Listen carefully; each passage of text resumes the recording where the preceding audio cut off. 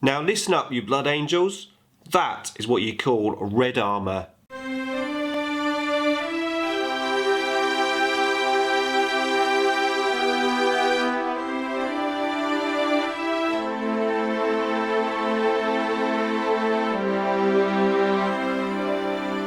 Nick speaking, and welcome to this video. Right, another update on the Get It Painted challenge of me painting these warp spiders, and I've finished the red armour, and I have to say I'm really happy with it. I probably also have to say that I've put a lot of time into this red armour. I'm going to run through what I did as we have a closer look, so let's zoom in on this guy here.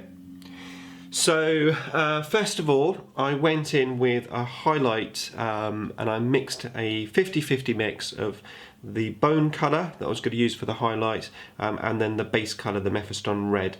And I did a edge highlight of all of the armour using that, but not too thin. I wanted to sort of make that colour visible. And then I went in with a pure bone highlight, a nice thin highlight all along the edges as best as I could. And then once completed, I did a glaze using the Carisbrooke red with some flow improver mixed in, sort of a 50-50 mix, and I glazed the whole of the red over. Now obviously I've already previously washed the recesses with red, so I've got a nice tone now. I've got a nice deep red. The recesses are looking quite shadowy. I've got that nice sort of whitish edge highlight. As I said, it's a bone colour, but it sort of almost looks white. If I'd used white, I think it would have been a bit too stark, which is why I went for that bone colour.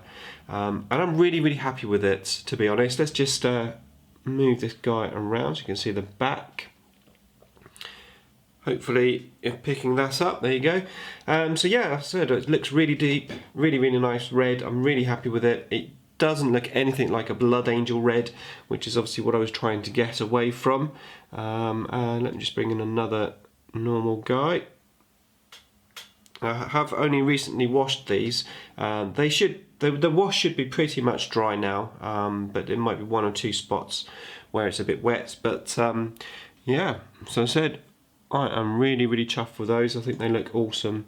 Now in terms of time scale, to do the first highlight, I think that took me about 6 hours in total. That wasn't too bad because it was a fairly rough highlight where I knew it probably wasn't going to show too much, but it's one of those highlights, I always call it an invisible highlight. If you don't do it, you see it. Sorry, if you don't do it, then it really shows that you haven't done it, but if you do it, then you can't really see that you've done it, but it shows that you've done it. Does that make sense? So I always call it an invisible highlight. Let's just move some of the other guys in so you can see it. There you go, there's this guy. So yeah, that took me about 6 hours, and then I started with the bone edge highlight. Now the first model that I did with that bone highlight took me 1 hour. Obviously I was almost experimenting with that first model, but once I'd locked down the actual highlights and where they were going to all go, I got that down to about, halfway through I was down to about half an hour a model, so I definitely sped up as I worked out where all the highlights were going.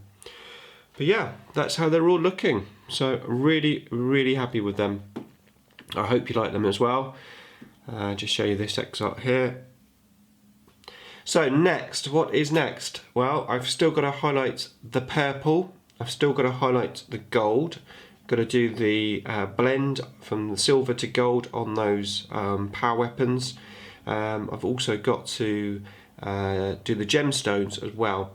I did notice there's not too many gemstones on these warp spiders actually, so there's not going to be that many to paint. I think you see how that guy, let's try this guy. They all look the same, don't they? So yeah, that's going to be my next stage. Of course, I've still got the white to do and the front, and the guns. But yeah, definitely getting there now. So I really do hope you like them.